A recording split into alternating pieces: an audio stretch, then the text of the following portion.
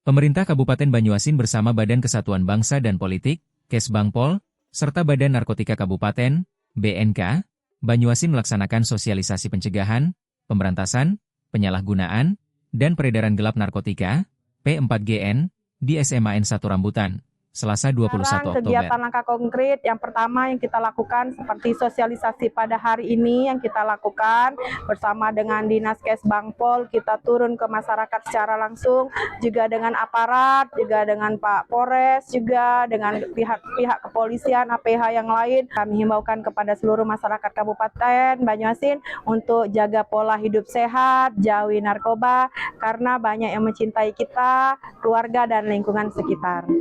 Ini merupakan langkah yang konkret bagaimana caranya kita mengajak generasi muda untuk berani tolak yang namanya narkotika, berani lapor, dan berani rehab bagi seorang korban penyalahgunaan narkotika. Kalau ada korban penyalahgunaan yang melapor ke BNN Provinsi Sumatera Selatan, kita akan fasilitasi bahwa rehabilitasi yang di bawah naungan BNN itu gratis.